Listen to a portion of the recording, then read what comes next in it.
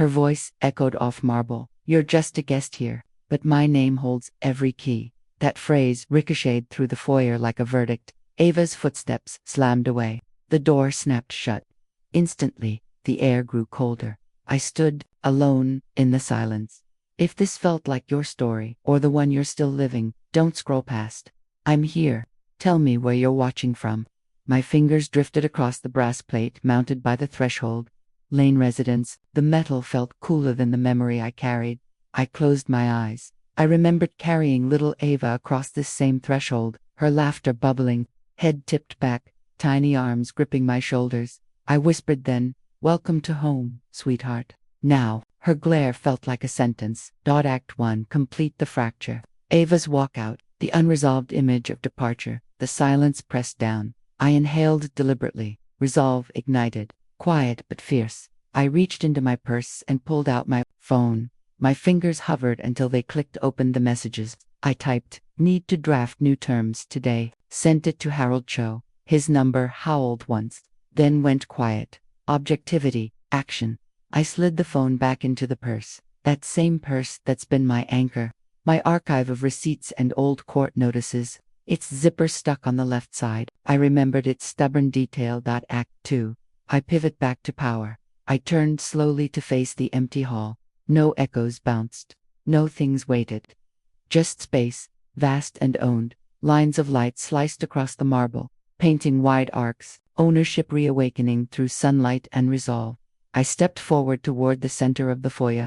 Each tile underfoot a testament to every challenge I silently lived through. Ownership isn't loud, it suffocates whispers. I whispered, "Let's remind her whose home this is." A final quiet strike. Paper doesn't scream, it waits flat, silent, and lethal, until the date in the corner demands attention. I stared at the trust clause, highlighted in red. Final, cold. It sat in the middle of my study table like it had been waiting for me. To stop pretending this could all resolve with a hug and a Sunday roast. The silence in the room wasn't peaceful. It was expectant. A single chime popped on my screen. Calendar reminder, trust clause, reevaluation, 10 days. 10 days to prove I wasn't bluffing. 10 days to act like the woman my husband once trusted with everything. I moved the teacup aside. It had gone cold. I unfolded the title packet. Not gently. The pages spread like wings sharp, legal, unavoidable. On page 5, my signature gleamed in blue ink. Margaret Lane. Not Ava's name. Not anyone else. Still mine. Still mine. A flash burned through the back of my mind. Gerald, in his slippers, standing over this very table, warning me. Revisited every few years. Maggie, don't let it gather dust. Dust attracts snakes. His voice, rough with love, still echoed truer than my own daughter's scream. Act 1, complete betrayal set in stone. Memory whispering warnings. The study air thickened. The scent of wood polish and old paper climbed my nose. My phone buzzed, again, this time with Ava's voicemail. Mom, respond by Friday, please. There was a hesitation in her tone, not softness, uncertainty, like she'd realized I wasn't bending like I used to. I tapped out to reply. Busy. We'll call after review. Send. No emoji. No softness. That was the old me, the one who left rooms quietly to avoid upsetting anyone. Not this woman, not this moment. I picked up the landline. Yes, I still used one, and dialed Harold, chose direct extension. He answered like he already knew. Harold, can we meet at noon? A beat. Then, I'll clear the rest of my day. Nodded, though he couldn't see it.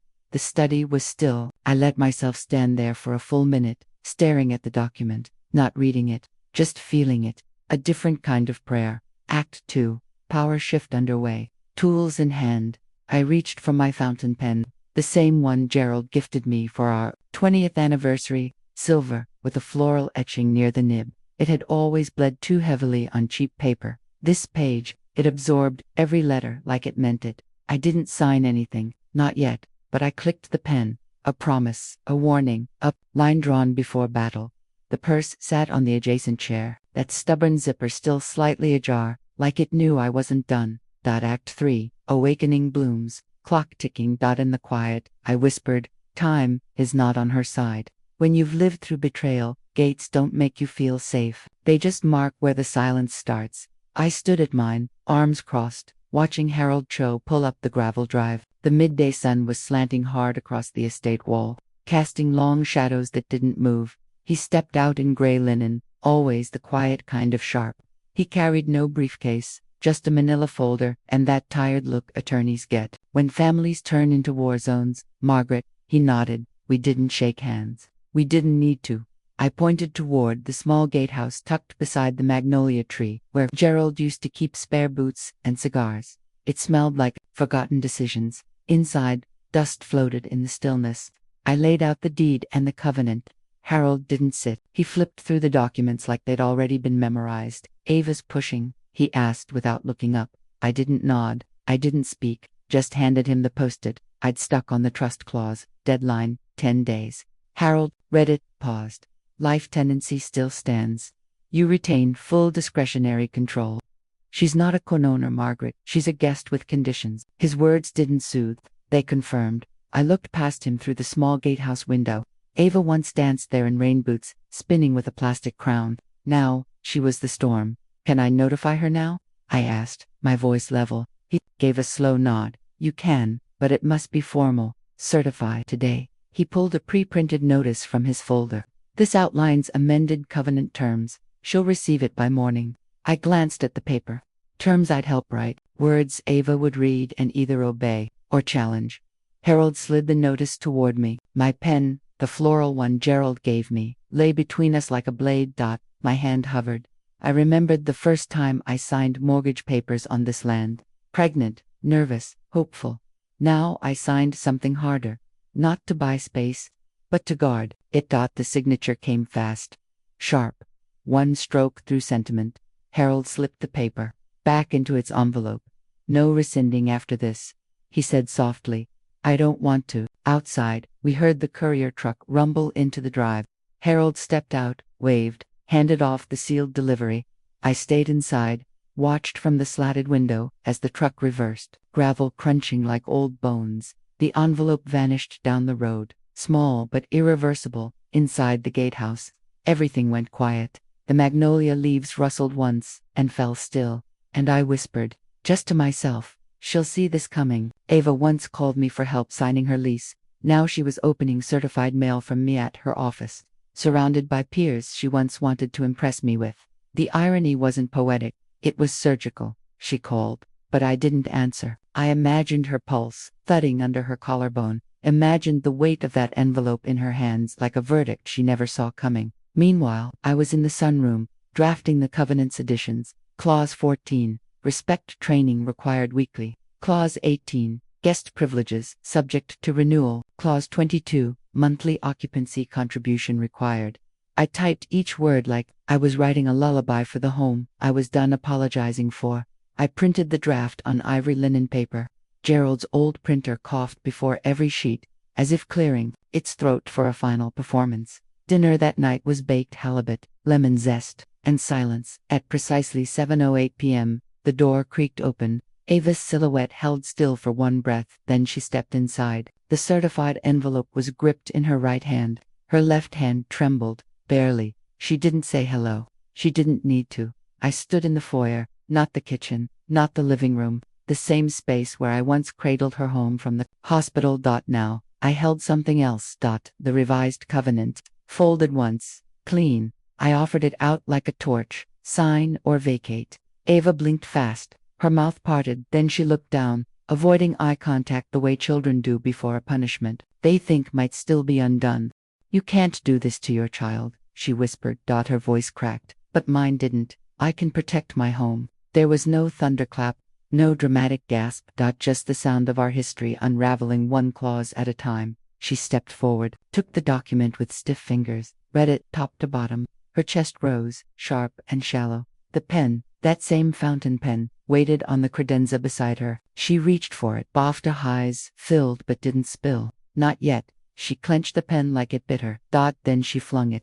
It clattered across the marble floor like a shot no one fired, and she was gone. Door slammed. Same way as before. Only, now, the air didn't feel colder.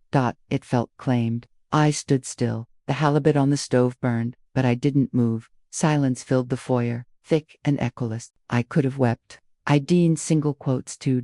Instead, I stepped toward the pen. Its silver casing caught the chandelier light, glinting like a coin you toss for luck or surrender. I bent down, picked it up, held it to my heart like a keepsake, and whispered, "Steady this time, then I'll enforce it." The house echoed differently when you were the one who caused the silence. I walked barefoot through the hall, every step trailing soft echoes across the old hardwood. Ava's voice didn't haunt the air. It ducked around corners, waiting to strike or apologize, or neither. My hand brushed the molding. Gerald restored himself, back when ownership was about pride and not defense. In the drawing room, sunlight spilled across the piano bench. I paused there. A photo of our last Christmas together sat on the mantel. Ava, Gerald, me, and Dana. Dana, her fiancé, with that tight jaw and rehearsed charm that always felt like something you buy from a department store and return a week later. I picked up the frame. His hand was on Ava's waist in the photo, just firm enough to look loving,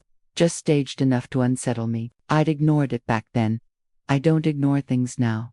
I slipped the photo from the frame, pulled the rest of the stack behind it. One by one, every image with Dana, birthday brunch, summer barbecue, even the one at the vineyard. I slid them into a drawer lined with old receipts and sealed it. Photos lie, paper doesn't. Back in the study, the air was thick with printer heat and something sharper, clarity. I sat down and reopened the Covenant edits. Gerald's floral pen rested on the edge of the desk, cap off, ink dry. I added 3 new lines beneath Clause 22. Clause 23, enforcement fee for non-compliance. Clause 24, legal warning to unauthorized partners. Clause 25, no third-party arbitration allowed. Midnight amendments, not out of spite, out of precedent. I printed the final version and stamped it in red. Final. The stamp thudded like a gavel. Quiet, absolute. A second envelope waited. This one wasn't for Ava. I addressed it to Dana Roth. Certified, overnight. Let him read what I had the grace not to say in person. The calendar pinged again. Deadline, 10 days. I didn't jump. I leaned back in Gerald's chair. The leather cracked faintly beneath me. Ava would feel this, Dana would read this, and I would outlast it. My eyes drifted up to the bookshelf. A childhood drawing of Ava still hung there. Crayon chaos, home written backwards. A full circle lie. I sat still. Not tired, not triumphant. Just. Calibrated. The grandfather clock in the hallway began to chime. Each note rang sharp, cutting through the study like a countdown only I could hear. I didn't get up. I'd whispered to no one. No more free passes. You don't leave a sword on someone's pillow unless you expect them to use it or be changed by holding it. At dawn, I crept into Ava's room and placed the heirloom key on her pillow. Silver, unsigned, shaped like the old wine cellar lock Gerald once polished like it was sacred. Tied to it was a single note. First test at dawn. No signature, no instructions, just an invitation she didn't yet know how to decline. I closed the door and waited. Silence filled the morning, like smoke, thick, scentless, unavoidable. An hour passed. I heard the rustle of sheets, the soft clink of metal against ceramic. She'd found it. Then, her hesitant steps down the hallway.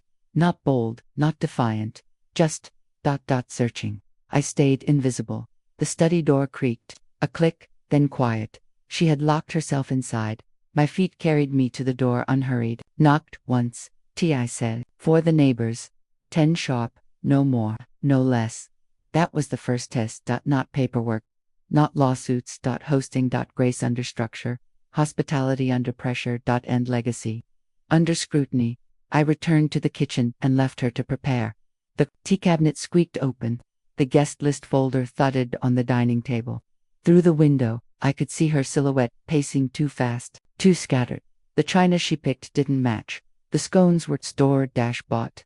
And the mint in the tea was far too bitter at 10:03. The doorbell rang. Mrs. Kittredge, the Walters couple, and Marla Pearson filed in, polite smiles masking curiosity. Ava greeted them with an awkward bow, offering lemon squares that weren't hers. From the second floor, I watched from the library window. Arms crossed, no interference. Only observation. She forgot napkins. Fumbled small talk. Mrs. Kittredge asked, about the legacy trust. Ava blinked, paused. Said, that's not my lane. Wrong answer. 10 minutes later, the teapot clanked hard against the tray. Too hot, too full. The liquid splashed a bloom across her sleeve. But she didn't cry, she didn't run, she poured again. Each guest, confused but courteous, finished their tea. Polite, but unenchanted. They left with thank yous that felt more like condolences. When the last heel tapped down the front steps, I stepped from the shadows and down the stairs.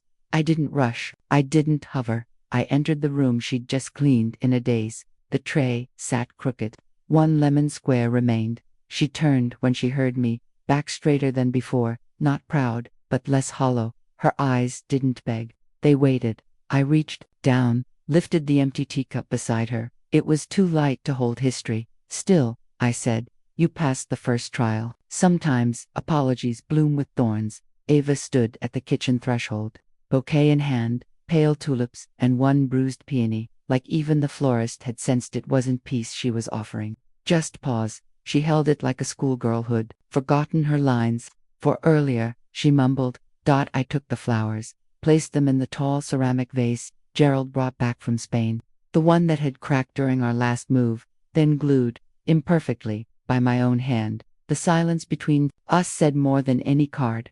I turned back to the stove, and the phone rang.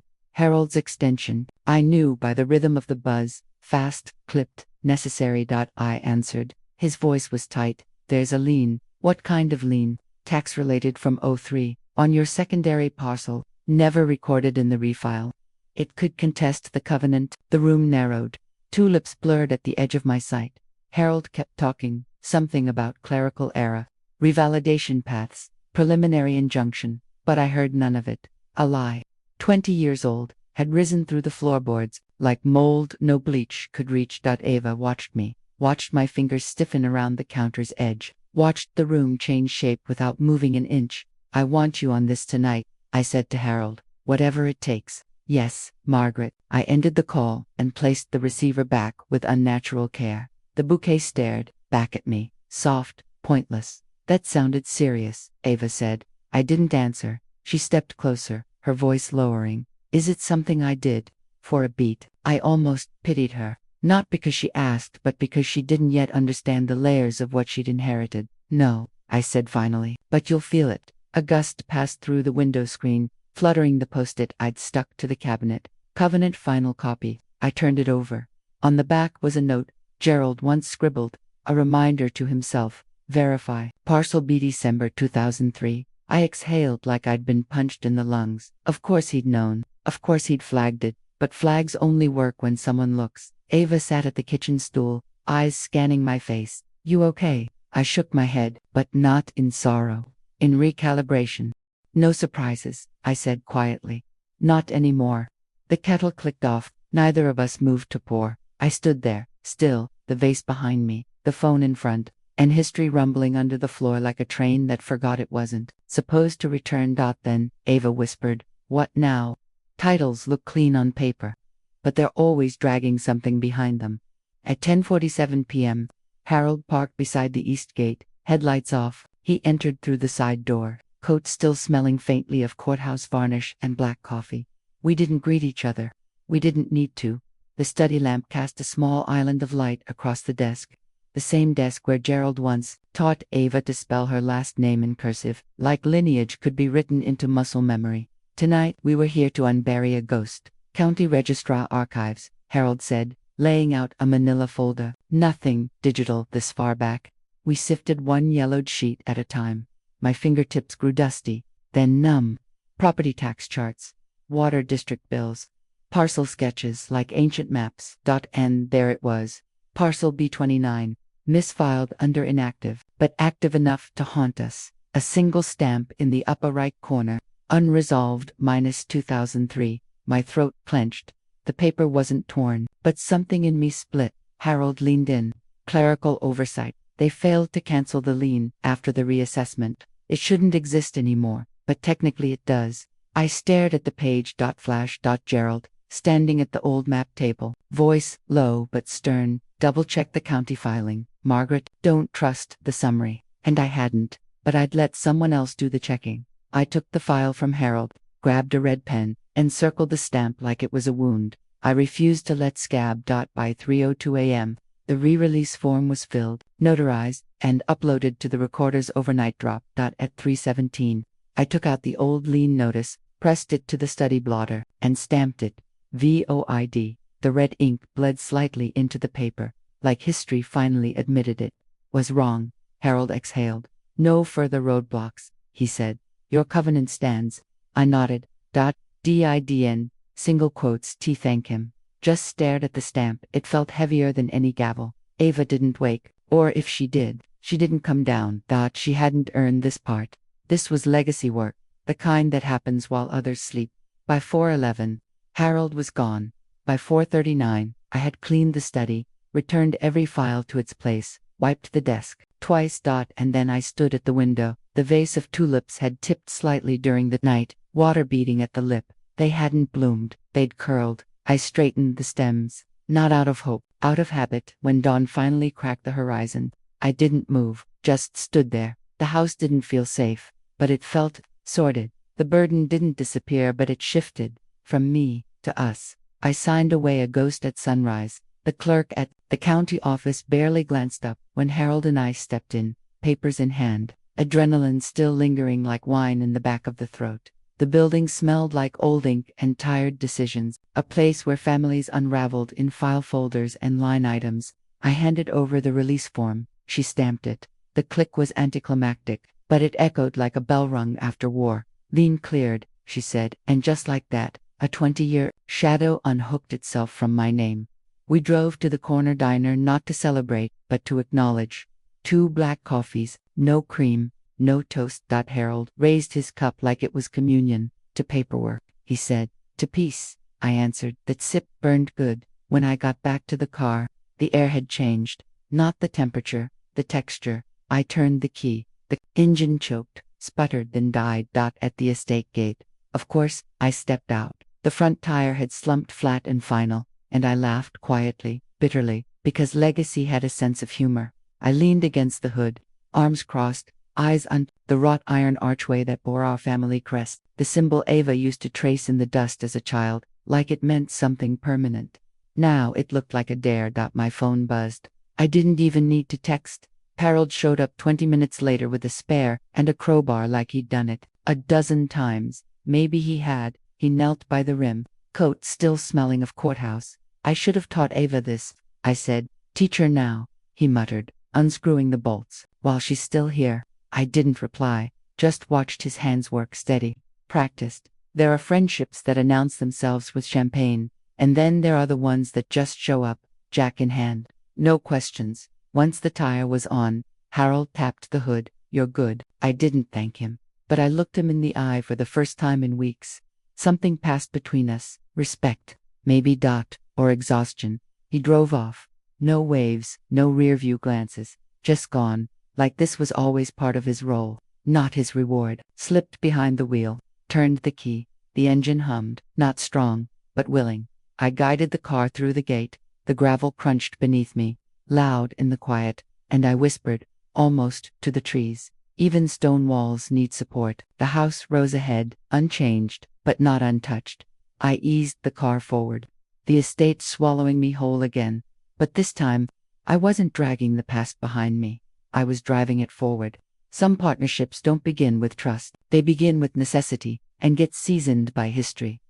Rosa Delgado never smiled unless she meant it. Retired detective widow, 2 sons, both military. She lived for lots down in a stone house with iron numbers, and for 20 years, we'd passed each other in grocery aisles with nods that meant, I see you, but I won't intrude. Today, I intruded. I knocked, explained, asked. She didn't ask why I needed nightly patrols, just said, I'll bring the good flashlight. That night, she arrived at 6:02 p.m. in boots and a jacket that looked like it could stop bullets. Some people wear strength. She carried it like a ledger. Ava was already back. Not visiting. Moved in. No announcement. Just a suitcase near the stairs and a coffee mug in the sink that didn't belong to me. It said plant lady in fading script. When I raised an eyebrow, she said, you asked for presents. I'm here. And for the first time in weeks, I didn't feel like the house would collapse in my sleep. Harold faxed over the non-contest documents at dusk, 4 pages of legal firewalls. I initialed every one without pause. Send copies to Leonard and Bethany, I said. Let's see if they bark when they realize the bone's gone. He chuckled. That was new, the sound of it in this house. By 8:17. I found myself on the front porch with a wool blanket and half a glass of wine. I wasn't sure I even liked Dot inside. Ava played something quiet on the record player. Ella Fitzgerald, maybe. Rosa walked the perimeter. I could see her flashlight weaving through trees like a patient lighthouse. I didn't know what we were guarding exactly. Paper, memory, the illusion of control. But I knew this. I wasn't guarding it alone. Ava stepped out a moment later, holding an envelope. The bakery left this. Said they overcharged you for the lemon bars last week. Small, silly, unimportant. And I cried, not loudly, not performative lie. Just leaked. A slow, steady salt I didn't wipe away. She stood next to me. Didn't say anything. Didn't have to. The house didn't feel like mine. It felt like ours for the first time since Gerald died at las 9:42. Rosa radioed in. Movement, West Wing. My chest went still, not panic focus. I reached for the drawer by the front door and pulled out the iron ring of keys Gerald always said was ceremonial, but still worked. Locked the side door, then the back, checked the window latches. One by one. Eva followed me without question. When I turned around, she handed me the flashlight. No words, no fear, just readiness. And that, somehow, was louder than any apology. Back at the front hall, I turned off the porch light. Watched from behind the curtains, and there it was. A figure, too far to make out, but tall, moving with deliberation. Not a jogger, not a neighbor. But not fast enough to breach. Rosa's flashlight caught the hem of a coat. The figure turned, walked away, not ran. Walked. And the crunch of the leaves beneath his boots, slow, measured, reminded me that threat doesn't always knock. Sometimes it paces, waits. Tests your gates. I locked the last bolt and whispered, more to myself than anyone else, we defend, together. Then, silence, and the smell of mint from Ava's tea behind me. Hope smells like primer and drywall dust. And sometimes, it costs $8,000 more than you planned. The brush in my hand trembled slightly as I painted over a cracked patch near the dining room arch. The same arch Ava used to run through with fairy wings taped to her back. The plaster flaked like old memories. I'd thought the worst was behind us. Then the contractor cleared his throat. There's rot, Mrs. Halbridge, under the western sill. Been spreading quiet for years. Might have started when the gutter backed up during that old winter storm. The one Gerald forgot to file the claim for. Of course. He tapped the wall with a flat screwdriver. It sounded hollow, sick.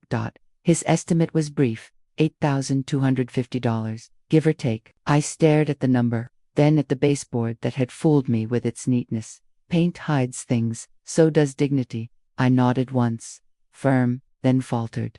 I'll get back to you by Friday. When he left, I stayed in the foyer, hands sticky with paint, eyes on the ledger, open across the hallway bench. The numbers stared back like a second opinion. I couldn't afford this all at once, not without letting something else slide. The roof, the security system. I sat down hard, didn't cry, didn't sigh. Just stilled. Felt the ledger's weight beside me, like an old debt collector, breathing down my shoulder. Then I called the contractor back. Phase it, 2 parts. I'll pay weekly, on time. There was a pause on the other end. Then, fair enough, ma'am. When I hung up, the house felt a fraction heavier, like it knew it owed me now. At noon, Ava walked in with a brown paper bag, and grease on her jeans. Came from the truck stop diner. They still make the chili like Grandma used to. I raised an eyebrow. They also threw in cornbread. No charge. Said you're the matriarch with the eyes. That made me laugh, hard and sudden. I hadn't known I'd needed to. We sat on the back porch steps, chili between us. AB circled the rim of my mug. Neither of us moved to shoo it. The contractor's men resumed, scraping in the distance. Nails yanked from wood. Saws yawning. I watched the fresh coat of paint on the north wall, catching light. It gleamed unevenly, but honestly. Ava leaned her head against the doorframe. It's starting to feel like home again. Not yet, I said. But it's trying. Later, after she returned to her work upstairs, I opened the ledger again. Flipped to the last, used page. The columns were tight, marked in blue ink. Groceries, paint, locksmith, insurance. And now, structural repairs. Phase 1. I clicked. My pen, wrote it down, circled it, then closed the cover and ran my hand over its leather edge, worn soft by time, but still stitched. That ledger has outlasted 3 laptops, 2 accountants, and 1 marriage, because paper remembers what we can't afford to forget. As the sun dipped past the barn's rooftop, I stood by the open window in the foyer, breathing in the faint scent of sawdust and primer. It didn't smell like decay. It smelled like effort, like reclamation, like the opposite of silence. Betrayal doesn't always come with shouting. Sometimes it arrives in an envelope-stamped request for verification. The county seal in the corner was enough to stop my breath halfway to the kettle. Inside, a polite but firm notice.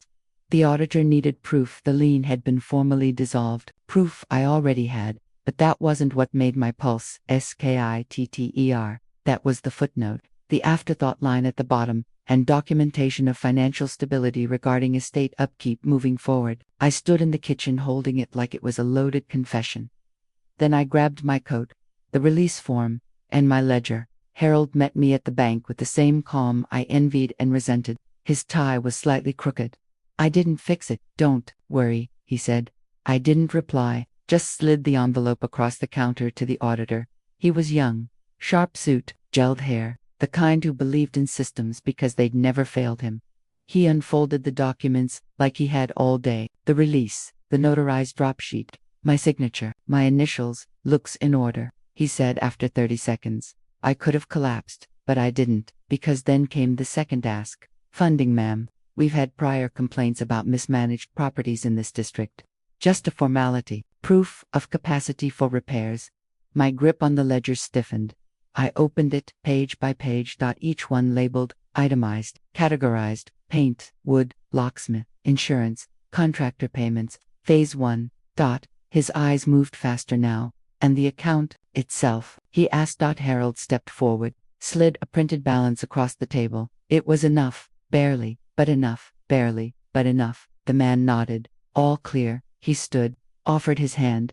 I didn't shake it. Instead, I clutched the ledger to my chest like a borrowed heart. We left without speaking. In the car, Harold broke the silence. "You okay?"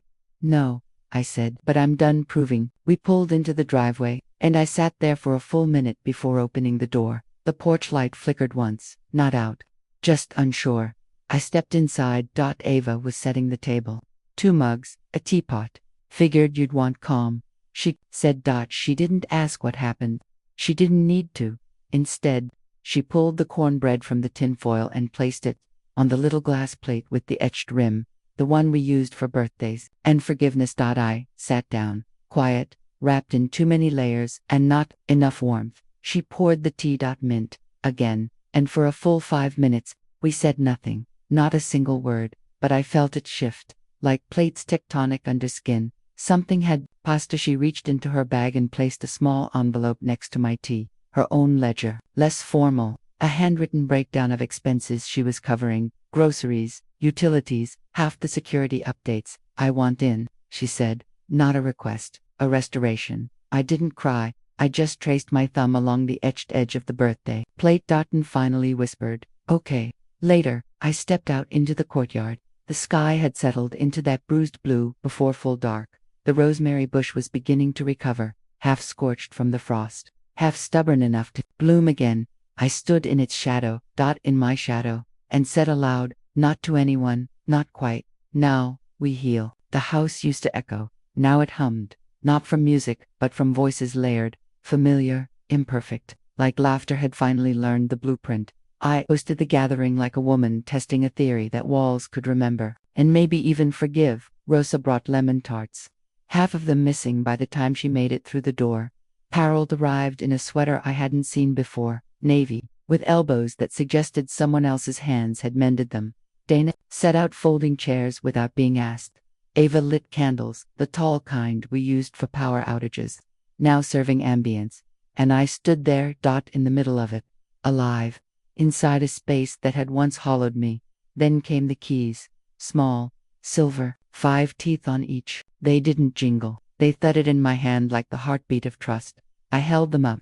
Ava raised her eyebrows. "Come here," I said.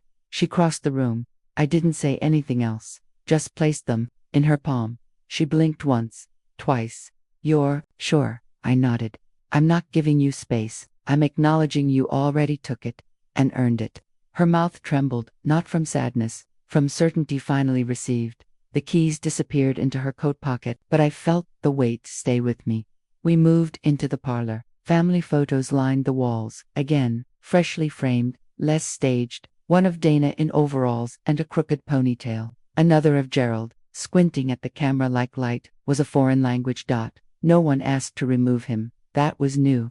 Conversations started without caution. Rosa told a joke. Dana laughed.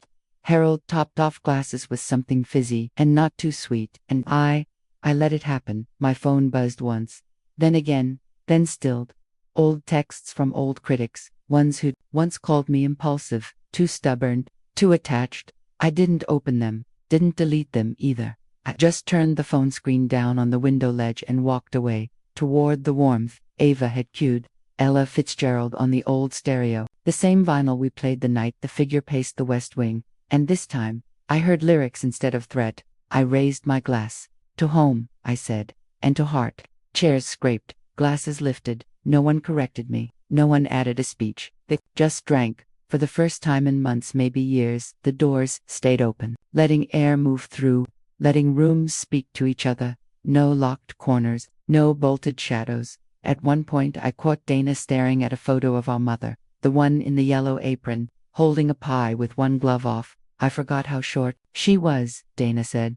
I just smiled, because that wasn't what she meant.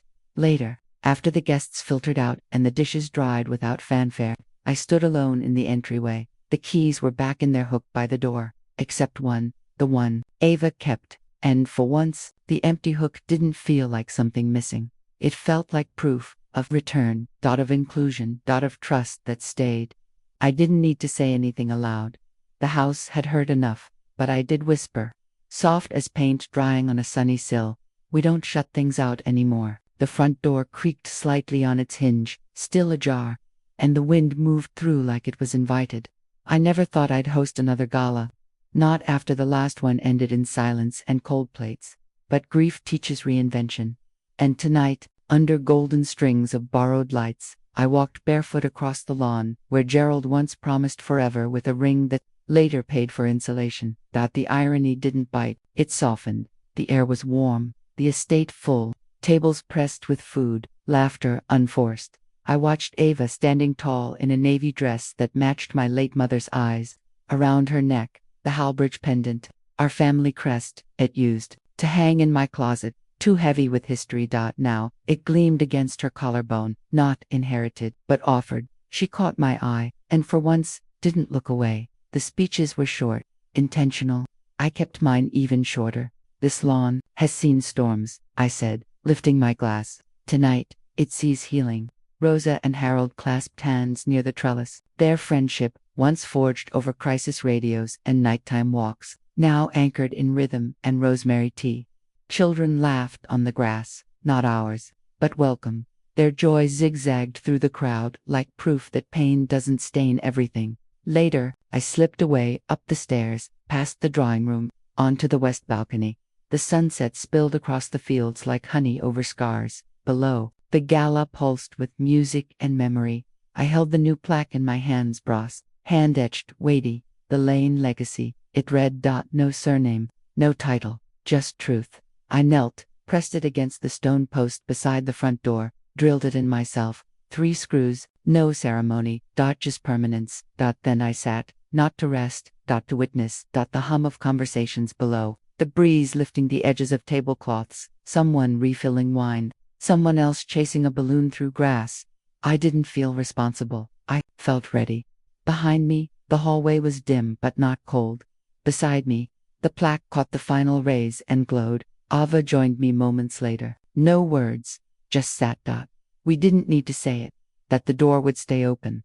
That the home we fought for was no longer a fortress, but a flame flickering.